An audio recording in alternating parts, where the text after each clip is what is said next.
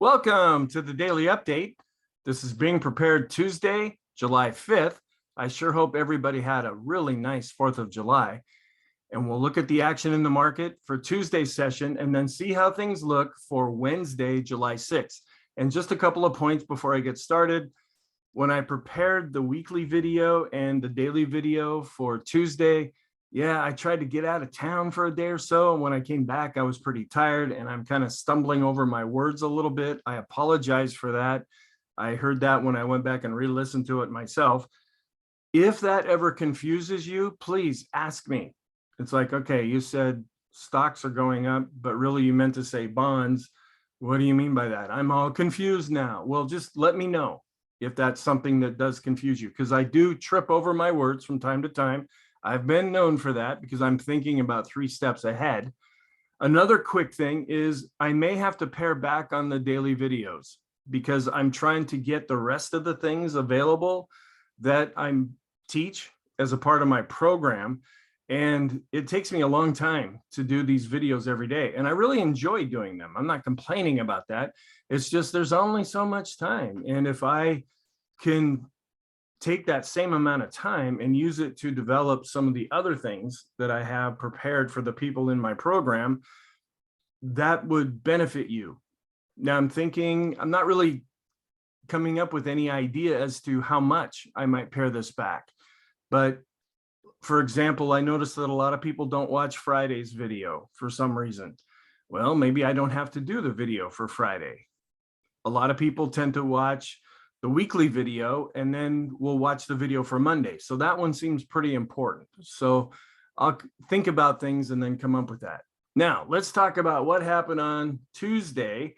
It was a pretty positive day. Yeah, we didn't really change all that much from close to close. We were only up 0.16%, but to see 2 back-to-back recoveries is kind of positive. We saw that on Friday where we opened much lower and then recovered. And then we saw the same thing on Tuesday where we opened much lower and then we're able to recover as well. So let's go back and talk about it. At the open, it was almost a duplication of Friday's action that we saw. We gapped lower below S1 at 37.75. And we went all the way down to 37.50. Do you think that might be an important psychological level? It may not really impact things as much technically, but it's what the financial media likes to talk about. It's a round number, and it just is kind of something that people focus on from time to time. As the day went on, we were able to build a base near last week's low. That could be kind of positive. We took the low from last week, we went down to that level, and then we came up out of that. And then buying entered after we set that base. We regained the daily pivot at 38.02. So we got back above 3,800. And then we saw the late day buying actually take prices positive. Not very much. If you look at it from one day to the next, you don't really notice all that much. That's why we look at things intraday, because there's a whole different story that's being told as the market is open. And that's why I show the charts. That's why I follow things. Even though I'm not a day trader, you still want to keep an eye on what's happening. And that's why I take the time to go through and talk about it in each video. Going into the close, we were only up 0.16%. So it looks like, just another boring day. Well, we have to look under the hood a little bit. Volume was below average, and that's pretty normal now. People are very confused. We're into the dog days of summer and people are going on vacation. They're tired of the market letting them down for the last 6 months. And so they may not be as involved now as they were before. The technicals are still negative overall. We've got a lot of damage that needs to be repaired, but they look to be improving slightly. The big concerns are inflation and interest rates, which are feeding over into growth concerns, not only economically, but also within companies. And then we have a whole list of geopolitical concerns, and any one of those could come to the forefront at any time, either positive or negative. And the big concern right now, we have earnings as well, but the big debate going back and forth is, are we going to enter a recession? Are we already in a recession? If we do get into a recession, how bad is it going to be? If we don't get into a recession, how bad is it going to be? We have those things going back and forth right now. So what are some comments? We saw two impressive midday recoveries back to back. We really started lower. It looked like things were going to turn decidedly negative, only to recover from that 2 days in a row. The rotation scenario that I've been presenting in the videos, it may be coming back to life, and I'll have the charts to show you that. The S&P was actually down 2.2% when we hit the lows earlier in the session, and then we were able to bounce back up off of that. Europe and the euro were down really hard. They're taking it not so well economically in Europe these days. And the CRB index was also down. We saw oil really fall. We saw most inflation type commodities really decline on Tuesday. Oil did end up dropping below 100. And the 10 to the 2 and the 10 to the 5 yield curves, they're now even with each other. We saw long-term rates really go down and short-term rates start to go up. And that's in danger of pushing the yield curve back to being inverted again, and I'll show you that. Fear is still pretty extreme, and the economic reports that came out really didn't have that much of an influence. It showed that factory orders increased 1.6% on a month-over-month basis. Okay, that was positive, and it was even stronger than expected. So you got the inflation worries in there, but this isn't that big of an influential report. The condition of our trend is still showing that we're negative. If we go up slightly, that bumps the ADX down and it shows that it is weakening. I still have the bias at mixed. When you have less of a % gain on Friday and Tuesday, yeah, they were up days. That's not necessarily positive overall. Yeah, there could be some positive things developing, but we're not seeing that yet on the daily charts. So I still have it at mixed. And the momentum I still have is negative. We're still looking negative overall. So let's go back and look at the day's session. We are at 24 as far as the fear and greed index. That's the same reading as I had for yesterday's video. So we haven't really changed, but we're still pretty extreme. And here's the historical chart just showing how we're kind of camped down below 25 now. But we did that before, and this isn't producing the climactic critical mass that we're looking for, where the market just freaks out and gives up, throws up his hands and says, I'm out of here. And then we bounce up out of that. That's not happening, at least yet. One of the charts from IsabelNet is the length of the recovery in the last 12 bear markets. Here's a chart and just goes back and shows all the different times. And in 2020, we spent 5 months coming up out of that very short recession that we were in during the COVID lockdown. So this just gives you an idea of how long these things can take. Another chart just shows that we're now neutral. And this is the sell side indicator. When we get above the red line, that is bearish. That means we've gone up too far, too fast. When we get below the green line, that's bullish because we've gone down too far, too fast. We're still pretty neutral overall, according to this indicator. And then this is discretionary, not to be confused with the sector. This is, how do you invest? Well, I might pick this stock today and that stock tomorrow, and I can pretty much decide what I want to do. You have a lot of discretion about the stocks that you can choose. You might even choose different markets. You might go into the bond market or the commodities market or into the crypto markets. That's discretionary when you can go all over the place. The other kind of investing that produces a strategy is called systematic, where you have a set of rules and you stick to those rules. So they're just comparing on this chart discretionary investors, those that can get in and get out, buy this, buy that, chase what's giving a good return. That has been really declining right now. But the systematic positioning, they call this, has really been getting out of stocks altogether. And so they don't like what they're seeing. It's bringing up some flags and they're sticking to their system. And so they're pulling money out of the market. We're also seeing a real outflow from the financials. This is the financial sector. You'd think with rising interest rates that the financials might do a little bit better. Well, it came up quite a bit, but has declined overall, especially when we look at the 4-week moving average. Then the short interest, and I've explained this in my class and in the videos, where you want to have a healthy amount of short interest in anything, whether it's a stock or an index, because those are built-in buyers. And if prices start to go against them, they have to come in.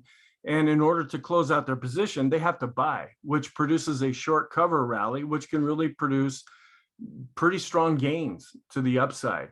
Well, it's still around 1.7, which is not very much, not really high, not really low at this point. But we'd like to see it a little bit higher if folks are really bearish on the market, because if things do turn around, that could really produce some big upward movement. This is also kind of outdated because I get the IsabelNet charts before I have the daily charts to show you. Just shows how the 10-year bond yield has really dropped. And I follow that every day in the videos, so shouldn't be all that much of a concern. This also is showing sentiment. This takes a lot of different things together, where we have the fear and greed index that we look at every day. We look at this chart probably about once a week, and we're getting over close to the extreme fear category. Of course, I explain this every time I show this. I would have the extreme fear be red and the extreme greed be green, but I'm not the one who makes this chart. Then this is just breaking down how are the different sectors in relation to the PE ratio. And this is their valuations. We have the absolute, relative to the market, and then their historical. What have they been historically? And this is as of the end of June, where energy is in the lead, followed by communication, materials, financials, and so forth. So you can just see some of these are actually underpriced right now on a consensus basis, and I have to cough. So it just shows that the energy sector is still relatively cheap, and a lot of these are really coming down. And this just shows this is their premium against the S&P 500, which is now showing them as negative. And then we have their earnings per share yield gap versus the 10-year treasury. It just shows how much they're returning against the 10-year yield. Okay, let's look at the VIX. It actually went up a little bit on a closing basis, and on the bar chart actually declined, or actually went up slightly. And the VIX of the VIX is still hanging down near the lower end, but it did advance slightly. The Ulcer Index has really dropped down now. So this is showing that there's not a lot of fear in the market, okay? According to this particular indicator, we're down 20.49% from the all-time high, so we're just on the edge of bear market territory. The equity put call ratio declined on a one-day chart, and we went a little bit sideways, even though we're advancing overall with the 5-period moving average. And then support and resistance areas. And I'm still trying to figure out what to do with this. I took some of the other pivot points off of here. I just have the standard ones. And these are the ones that I use. I look at a 10-minute candlestick chart of the S&P 500 that I'll show you later. And I just put these standard pivot points on here. And you would be surprised of how often these play a role. I find them much more valuable or viable than the 60-minute or 30-minute charts or 90-minute, whatever chart you want to bring up. I find the 10-minute daily pivots. That's why I use the daily, or that's why I use the 10-minute chart the most, because the daily pivots seem to really tell us something. And then here's the daily chart, just showing a little bit of a tick up at the close. We still have resistance above where we're at right now with the new pivot level for July. And we're just slightly below average with the volume. And then here is, again, I'm still trying to figure out what to do with these crazy charts because they look so weird that I don't know if they're even helpful to you or not. I don't use them personally. So if you have any ideas for how I can put support and resistance levels, because it could be anything. On Tuesday, it was last week's low. Well, we don't know that necessarily ahead of time. We just know that by looking at a chart. So to come up with a number ahead of time is really kind of challenging. And that's why I really resist doing that. And then we're still above this other Fibonacci retracement where we had set the high back in March, we set the low in May, and we came all the way back down. We're still above the low that we set in May. And here are some other standard DeMark and Fibonacci pivot levels that are good for the whole month. I just update this chart by putting the most recent daily bar in here. We're still above this Fibonacci retracement going back to the 2021 low. And we still have some overhead resistance where we're at right now. We have a 61.8% retracement at 38.26, and we have a 38.2% retracement at 38.29. So if we can get above about 38.30, that would be very positive for the S&P. So that would be an area to kind of keep an eye on. And then here's our longer term chart showing the 50% retracement is right with the 200-week moving average. Looking at our sectors, the sectors that have been really weak, those are the ones that did really well on Tuesday. Communication, discretionary, and tech, they were up. Industrial, materials, utilities, and energy, they ended up being down on the day. And here is the scooter rating showing that energy is still looking the best as far as from a technical analysis perspective, utilities and staples, and they've been the stronger sectors so far for 2022. The weaker areas, although showing some improvement, are communication and discretionary. And then here again just shows how energy, even though it's really come down, it was up over 30%. Well, it's really back down. It's up only 20% now, which is quite a bit off of its high. The utilities have now switched slightly negative, and all of the other sectors are negative, with discretionary in last place. I wanted to bring this up. I brought this chart up on the weekly and intraday video, but we are seeing a death cross here with the low volatility ETF. These are the value plays. These have really been the stocks that have held up better. Doesn't mean that they've advanced. They just have not gone down as much as the S&P. Well, now we're starting to see them roll over, and we're seeing the 50-period moving average cross below the 200. And that's what you call a death cross. And we were down over 1.5% on Tuesday. And here is one of the ratios, just showing how low volatility has really outperformed the S&P, but it's really starting to come down. So we want to keep an eye on that. That could be part of our rotation in the sectors that we're possibly seeing. Technical alerts, we've got a whole list of them. My gosh, they all started off really negative, and then when everything switched back, they turned more positive again. The BPI dropped below 30 on the S&P, and I'll show you that in a chart, and that's really the only one on here. We have a lot of the other markets. The commodity markets and oil and things like that just got hit hard on Tuesday. So let's go back and look. This was the open. I was late again as usual, but we were up pretty nicely on over the holiday. We were up, well, actually we were down about 0.25% on Monday on the 4th, but then it looked like, okay, things were looking a little bit better. Well, they turned pretty negative pretty quick. And this is also showing the open of the session. And here's the intraday chart, and see how Friday and Tuesday, they look really close to each other. Initial weakness down below S1 all the way down to the low that we set last week. Not quite, but we got close to that. And then we stayed along this point for a long time. And then eventually they're like, okay, guys, let's take this higher. And that's what they did. They got back up above the pivot, back up, and even brought prices back positive and closed at the high of the day. So looking at Friday's action and Tuesday's action, that is pretty positive. Now, can we get some follow through from this? That's the thing.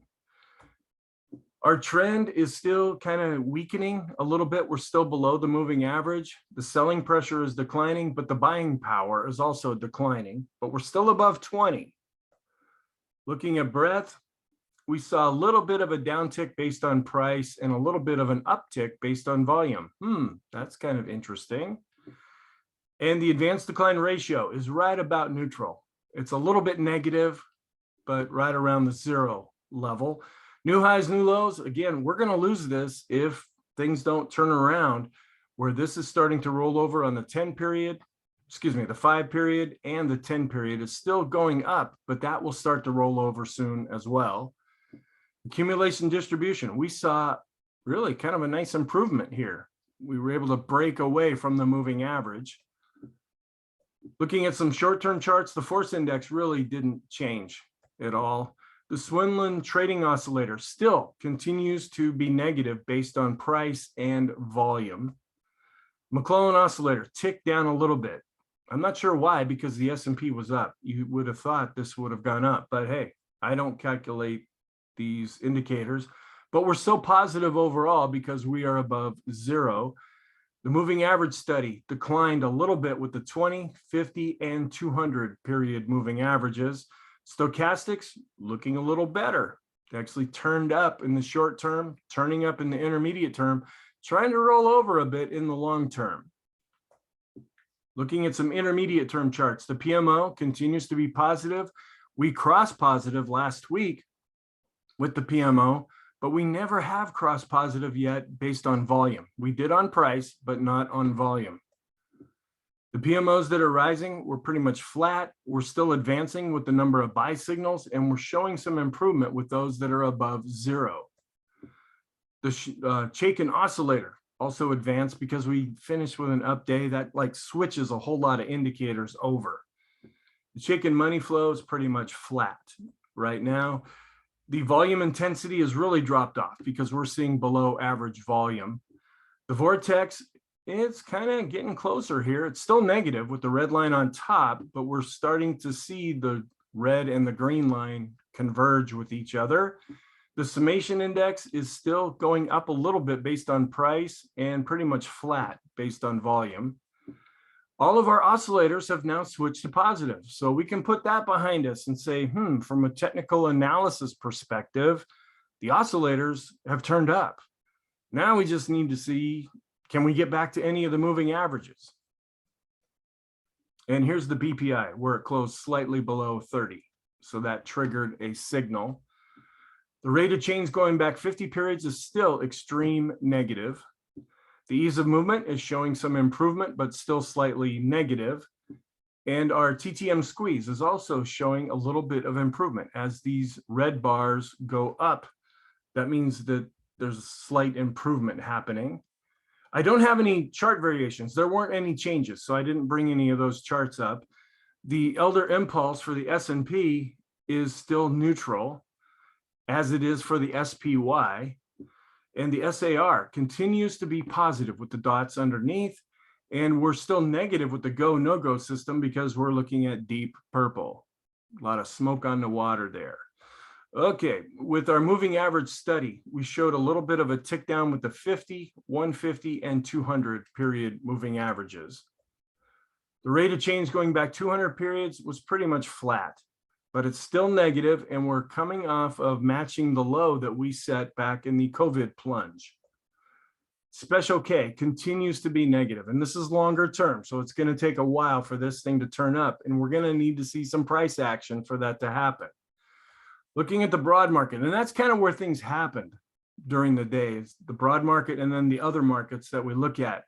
The diamonds are back to neutral. The Dow was actually down a little bit on Tuesday.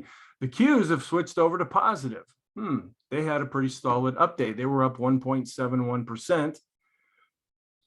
And here's the Vixen, which also increased slightly on a closing basis, and the bar did expand as we opened the day, but then we closed near the low of the bar.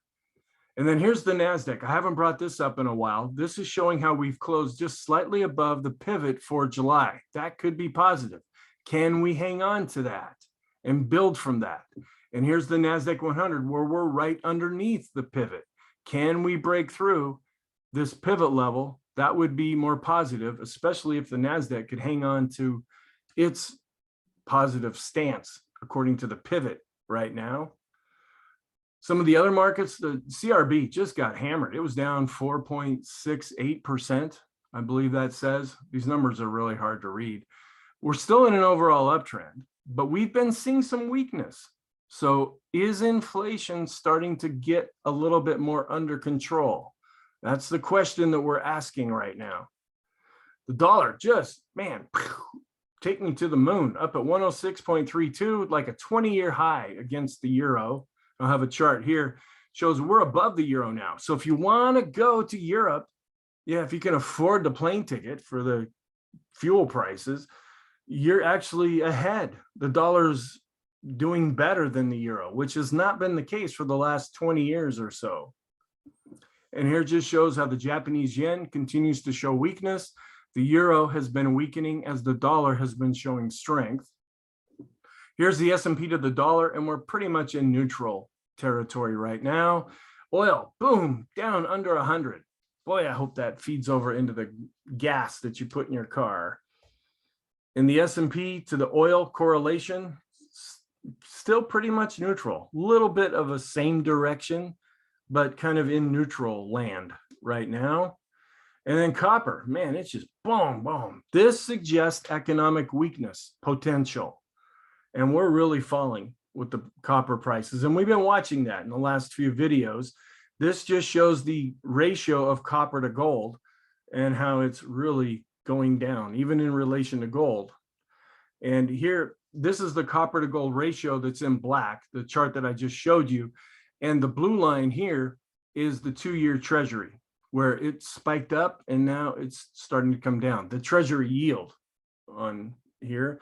Gold was down over 2% in the futures contract and down also over 2% with the ETF. See how it's starting to really fall, and we're coming down to a potential death cross. And here's a longer term look. We still have some other areas here where we could still say we're making higher lows in this chart, but we might break through support if that continues. Silver, which has just been getting hammered. I love that joke. We're in a negative trend and just declining, and it was down over 3% on Tuesday. And here's the longer term ETF chart. Looking at bonds, they bounced up slightly. No, the world bond index was down a little bit over 1/3%. The other chart shows them up slightly, where the correlation between the S&P 500 and the 10-year is pretty much neutral now. And the tech sector to the 10-year yield, it's also neutral, but is gaining a lot of steam as far as moving in the same direction with each other. The 30-year yield has dropped below the 50% retracement and is at 3.05% right now. And here just shows the longer term maturities are really declining. The shorter term maturities are advancing, and that's why we're getting a yield curve inversion. So our possible positive scenarios, the Copic curve that was generated a few days ago, it doesn't tell us what direction. It just means something big might happen, but we don't necessarily know what. So we have to use other tools for that.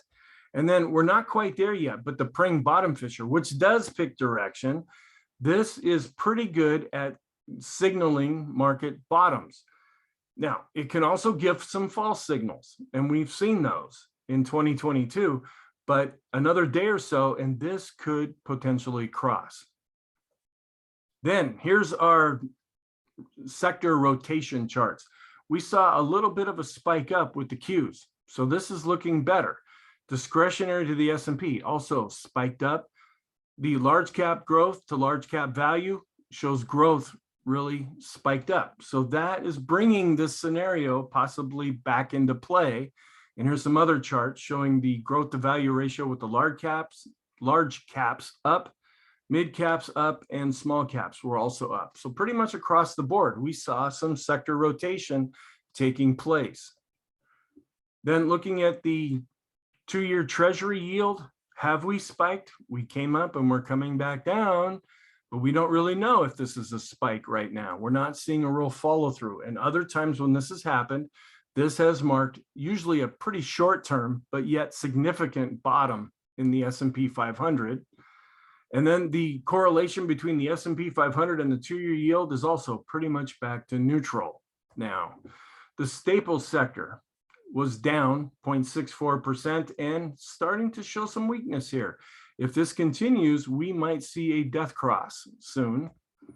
So have the staples spiked again? We went up and now we're coming back down. It looks like we took out this other high from not so long ago that we were focused on for a long time.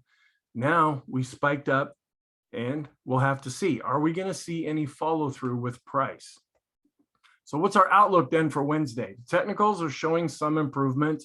Sentiment is still extreme negative, which could be positive for the market, but we've been saying that for a while now. The economic reports, we have the JOLTS job openings coming out on Wednesday, as well as the ISM non-manufacturing index. That's the important one, the ISM. We get the manufacturing last week, and now we get the non-manufacturing this week. And then we're also getting the FOMC meeting minutes from the June 14th and 15th meeting. And they'll be released at about 2 p.m. Eastern time. And the market will scour over all of those and try to figure out, is the Fed turning more hawkish or are they getting more dovish? Are they starting to pivot? Because we kind of were led in a direction of a false pivot a few weeks ago. Well, are they going to try to read something into that this time as well?